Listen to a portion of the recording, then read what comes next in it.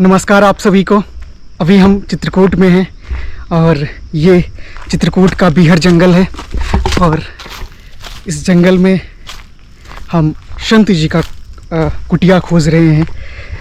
इसमें ये चित्रकूट में संत जी रहते हैं, जंगलों में घर बना के रहते हैं, छोटी सी कुटिया बना के रहते हैं जहाँ पे साधना करते हैं, क्योंकि साधना में कोई विघ्न ना हो, साधना में कोई परेशानी ना हो, इसके लिए वो नगर से, शहर से, अपने घर से दूर जंगल में रहते हैं।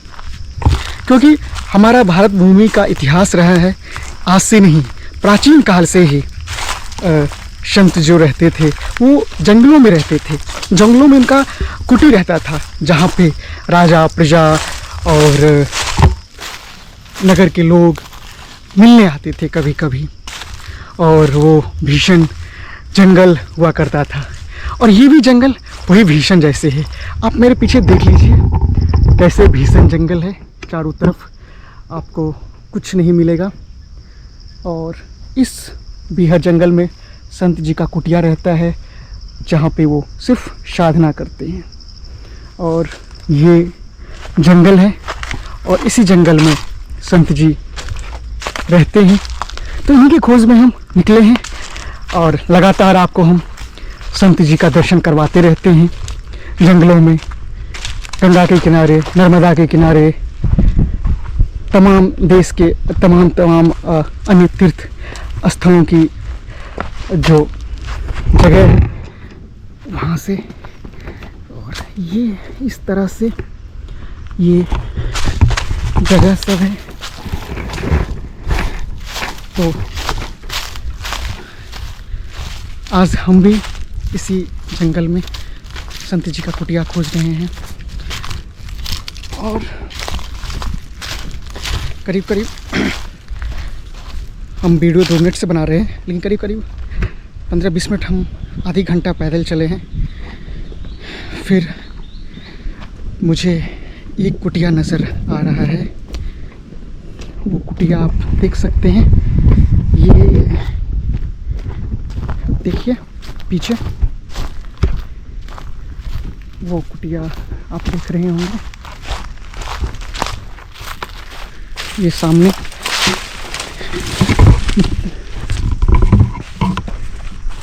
चप्पल मेरा, बीहर जंगल है, थोड़ा चलने में मुश्किल होती है।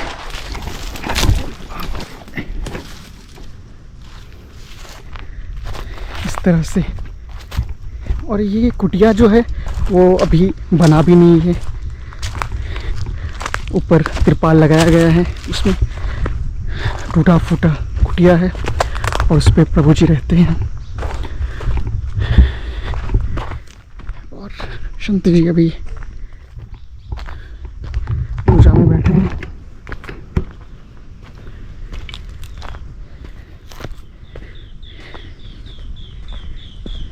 ये कुटिया है।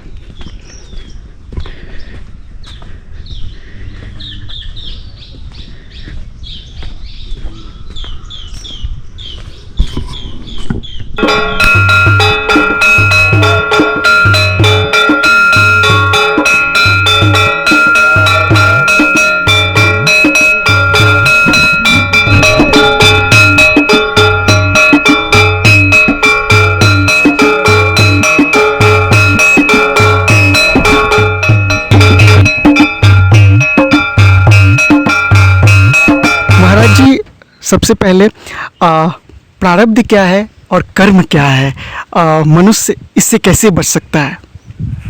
श्री की इच्छा से सबसे पहले उसे अपने कर्मों पर ध्यान देना चाहिए। प्रारब्ध जो है, पूर्व जो कर्म होते हैं उनका संचय जो विधान होता है पूर्व जन्मों का, पूर्व जन्मों के कर्मों का जो संचय है उसी जो प्रारब्ध की स्थिति में आते हैं। और कर्म जो कुछ किए गए कर्मों का जो कुछ समय पहले होता है वो संचय में आते हैं। जो अब जो चला जा रहा है वो क्रियमाण में आता है, जो हमेशा अभी वर्तमान में है। अच्छा। वो क्रियमाण में आता है। और जो कुछ थोड़ी पहले हो चुके हैं वो संचित में आते हैं। और जो पूर्व जन्म के होते हैं कर्म वो प्रारब्ध में आते हैं। अच्छा अच्छा। प्रारब्ध से जीव की उत्पत्ति, उसके रहन सहन, बोली, भाषा, परिवेश और उसके कर्मों का विधान प्रारब्ध से ही होता है। जी जी।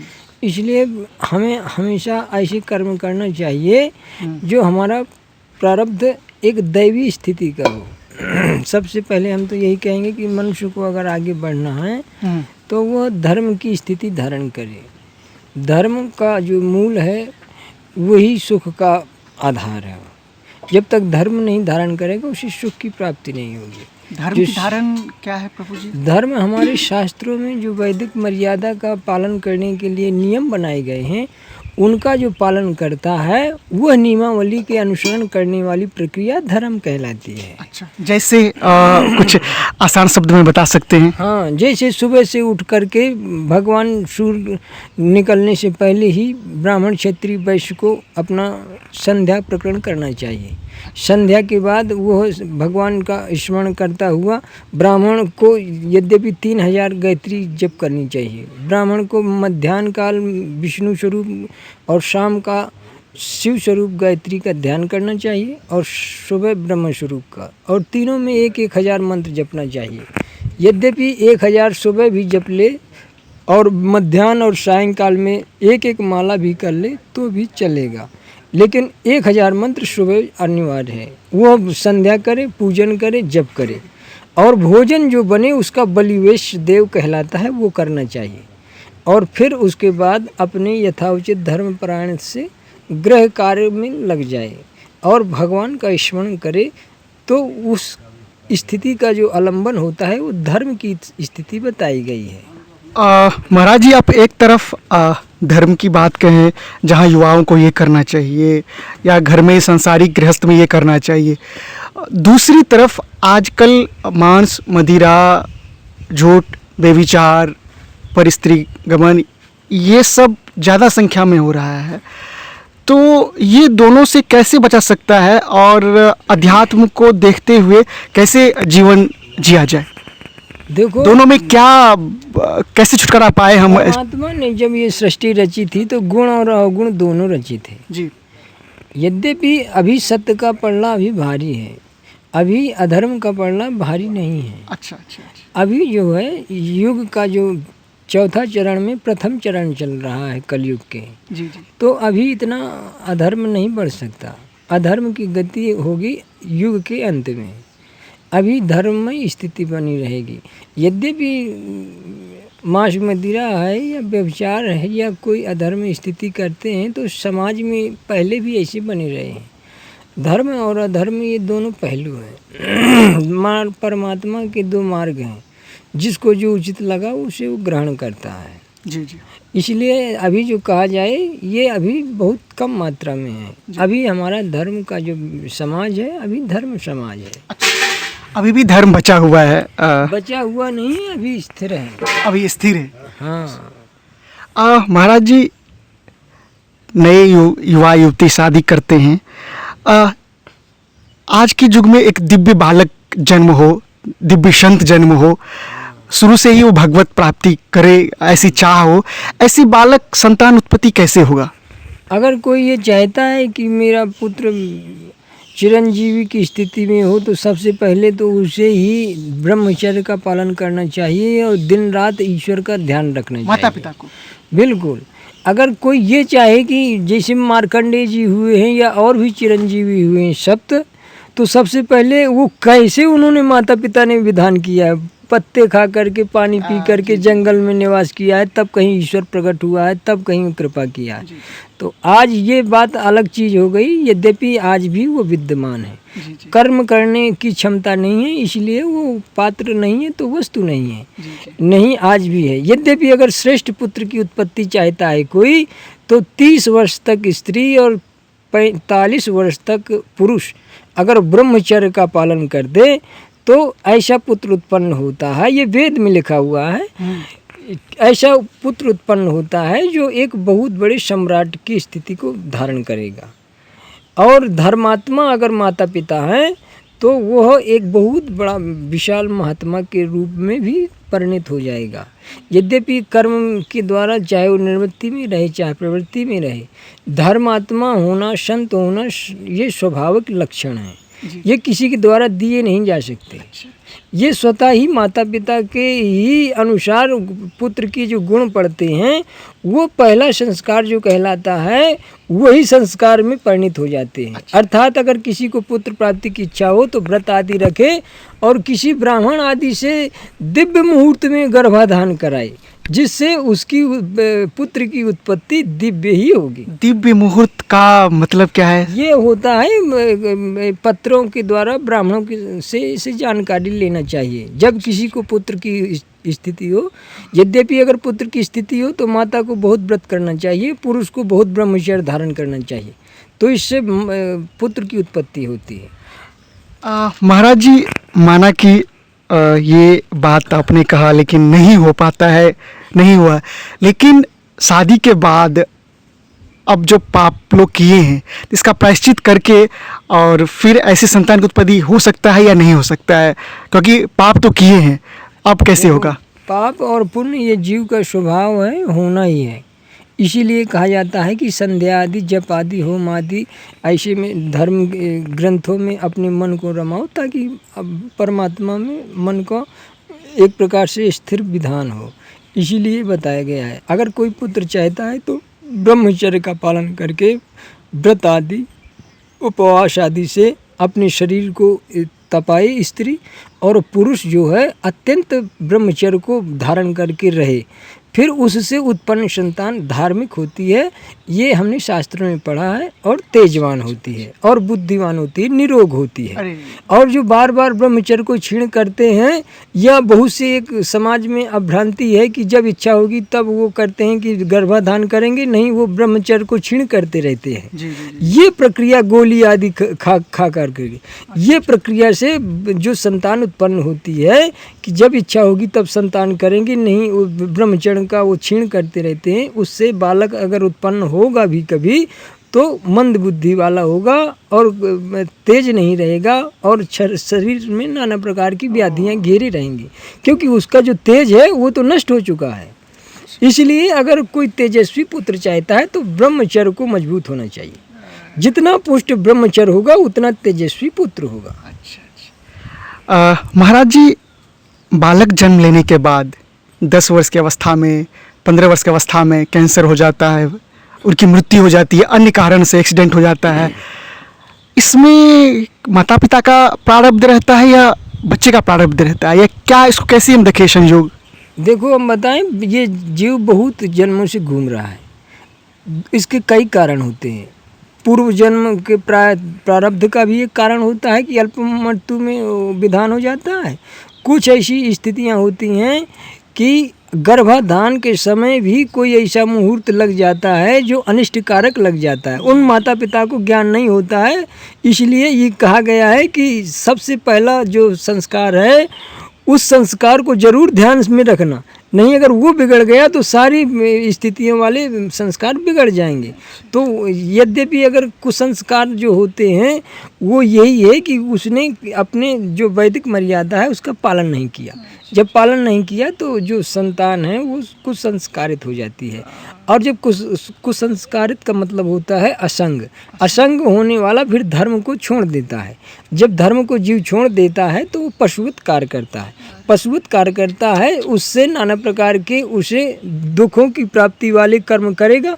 तो वही है प्रारब्ध जो बनता रहता है धीरे धीरे।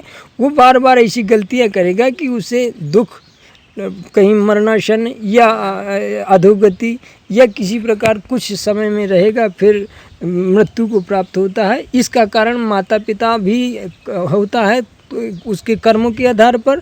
यद्यपि अगर वो माता पिता को दुख मिलना होगा तभी तो वो अल्प मृत्यु वाला आया, तो इसका प्रारब्ध में माता पिता का भी लगा रहता है और प्लस पुत्र का भी लगा रहता है। जैसे जैसे कर्म के होते हैं वैसे संयोग भी बनाता है परमात्मा। इसलिए इसमें जो भोगता है वो उन सब का उसमें अधिकार होता है फल भोगने में, चाहे अच्छा हो या बुरा हो। यद्यपि हो उसमें माता पिता और पुत्र दोनों का हाथ होता है। सारी बातें का अगर केंद्र बिंदु कहा जाए तो कर्म, हाँ कर्म ही मुख्य चीज है। और मनुष्य भले इस बात के लिए रोए जो ये चीज प्रभु ने किया है, लेकिन जितनी बातें आपने कही है इस सब से यही लगता है जो सारी लोग दुख का कारण खुद है इंसान, उनके कर्म है। हाँ, यद्यपि देखा जाए तो कर्म ही सुख का और कर्म ही दुख का कारण है। इसीलिए कहते हैं कर्म का स्वरूप जानना चाहिए, विकर्म का स्वरूप जानना चाहिए, अकर्म का स्वरूप जानना चाहिए। तो अगर जो ये तीनों स्वरूपों को नहीं जानता है वही व्यथित हो जाता है। इसलिए हमें हमेशा ऐसे कर्म करना चाहिए जो वेद में प्रतिष्ठित हो, हमारे ब्राह्मणों द्वारा महात्माओं द्वारा जो ऐसा है जो समाज में उनका अनुकरण किया गया हो। ऐसे कर्मों को जो करता है शास्त्रोक्त मत से चलता है वो देव योनि को प्राप्त होता है, और जो शास्त्र मत का खंडन करके जीवन जीता है वो असुर योनि को प्राप्त होता है। प्रभु जी, आपकी कुटिया हम कल भी आए थे और आज मैंने जब आया तो इतना अच्छा ये कुटिया देखा, मन को शांति मिली। और ये लता पता वृक्ष टहनी हर जगह से सीताराम सीताराम की एक धुन आती है, ओम नमः शिवाय शंकर की धुन आती है, और उसमें आप जप करते हैं तप करते हैं, कितना अच्छा लगता है। एक तरफ से आप सांसारिक दुनिया को छोड़ करके कोलाहल से दूर इस जगह पे रहते हैं। शिव जी की इच्छा से देखो, ये हमारा सनातन धर्म है। हमारे ऋषि हमेशा आते रहे हैं और सनातन धर्म की रक्षा के लिए वो जिस प्रकार सभी डिपार्ट बने हुए हैं, एक डिपार्ट धर्म का भी है, तो यहाँ भी तो होने चाहिए धर्म। अगर धर्म डिपार्ट में कोई नहीं रहेगा तो सारे कर्म डिपार्ट में ही रह के अपना विधान नहीं कर पाएंगे। इसलिए परमात्मा ने एक डिपार्ट धर्म का भी बनाया है, जो लोग तपस्या करके समाज का कल्याण करें। ये हमेशा बना रहा है, ये आज का नहीं, ये हमेशा बना रहा है। इसलिए एकांत में रह कर के भजन करना चाहिए, ईश्वर का ध्यान, ये हमारे सनातन पद्धति है। अंत में प्रभु जी, मुझे एक संत ने बताया था जो गंगा पापियों का पाप धोती है और गंगा की पाप संत लोग धोते हैं। मतलब तो हम ये समझ में आ गया जितने भी अधर्म होते हैं अगर संत ना रहें तो और धरती ये आकाश नभ सब पाप में बदल जाएगा। मतलब केंद्र बिंदु धर्मात्मा पुरुष संत ही होते हैं जिनकी बदौलत ये पृथ्वी टिकी हुई है। बिल्कुल, जब परमात्मा ने सृष्टि करी है तो उसमें ये भी बनाया है कि कौन क्या कर्म करेगा। उसके लिए परमात्मा ने धर्म धारण करने के लिए धर्मात्माओं का प्रादुर्भाव किया है। विशेष करके परमात्मा को प्रिय धर्मात्मा ही है, वो चाहे निवृत्ति पथ का हो या प्रवृत्ति पथ का हो, उसे परमात्मा को धर्मात्मा प्रिय है। यद्यपि बताया गया है जो महात्मा हैं वो परमात्मा का अनन्य प्रिय है, इसलिए वो अगर धर्म की धुरी धारण करता है तो समाज का कल्याण होता है।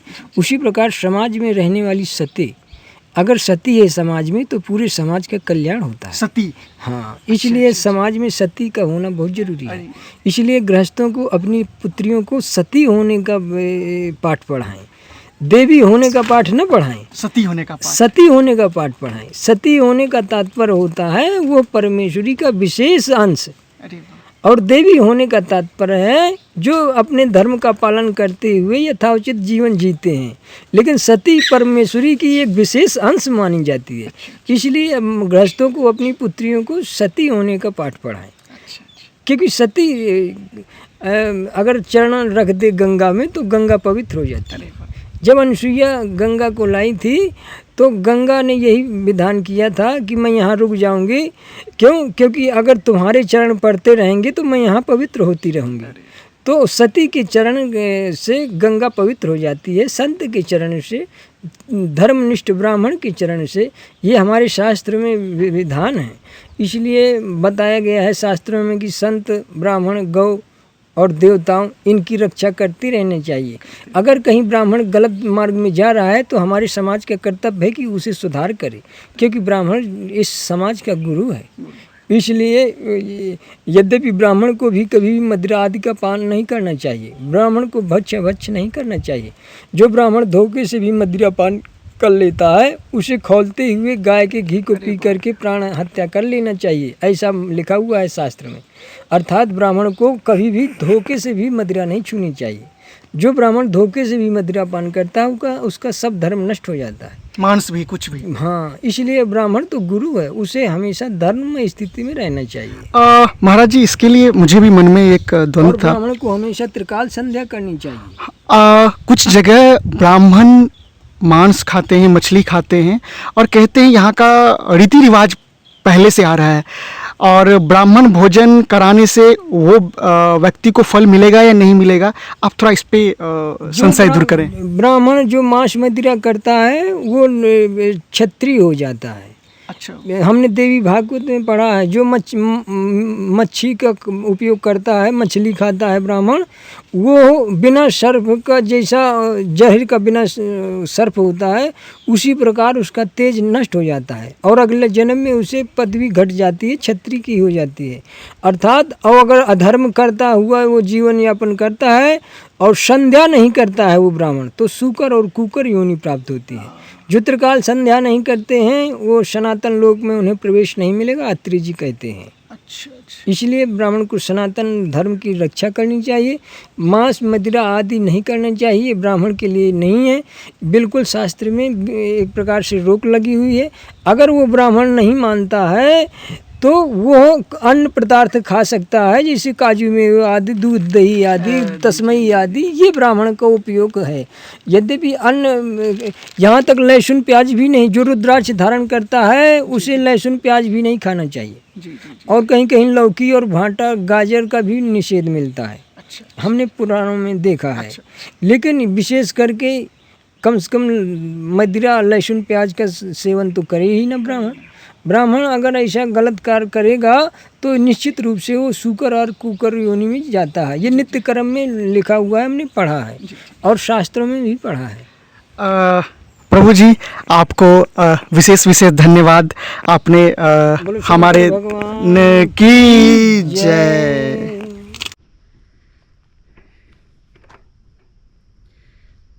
नमस्कार आप सभी को। अभी हम चित्रकूट में हैं और ये चित्रकूट का बीहर जंगल है और इस जंगल में हम संत जी का कुटिया खोज रहे हैं। इसमें ये चित्रकूट में संत जी रहते हैं, जंगलों में घर बना के रहते हैं, छोटी सी कुटिया बना के रहते हैं जहाँ पे साधना करते हैं, क्योंकि साधना में कोई विघ्न ना हो, साधना में कोई परेशानी ना हो, इसके लिए वो नगर से, शहर से, अपने घर से दूर जंगल में रहते हैं। क्योंकि हमारा भारत भूमि का इतिहास रहा है, आज से नहीं, प्राचीन काल से ही संत जो रहते थे वो जंगलों में रहते थे। जंगलों में उनका कुटी रहता था जहाँ पे राजा प्रजा और नगर के लोग मिलने आते थे कभी कभी, और वो भीषण जंगल हुआ करता था। और ये भी जंगल वही भीषण जैसे है। आप मेरे पीछे देख लीजिए कैसे भीषण जंगल है, चारों तरफ आपको कुछ नहीं मिलेगा। और इस बीहर जंगल में संत जी का कुटिया रहता है जहाँ पे वो सिर्फ साधना करते हैं। और ये जंगल है और इसी जंगल में संत जी रहते हैं।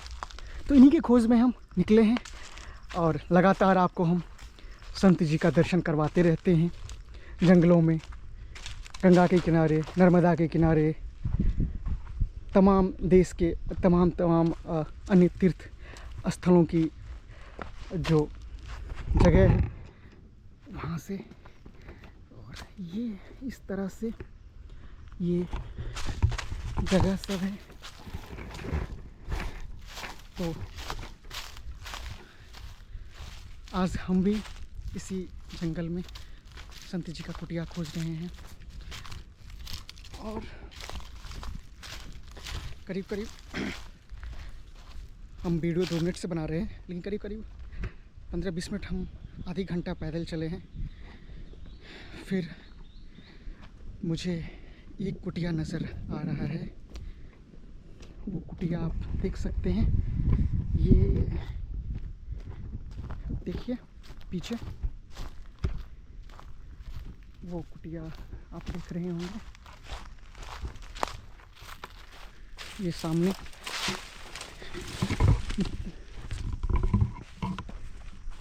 चप्पल मेरा बिहार जंगल है, थोड़ा चलने में मुश्किल होती है।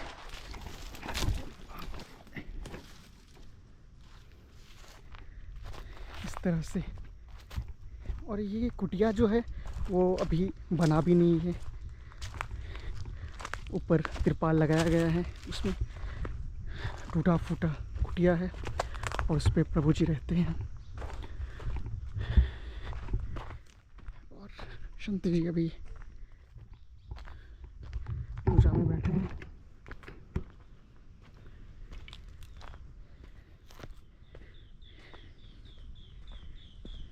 ये कुटिया है।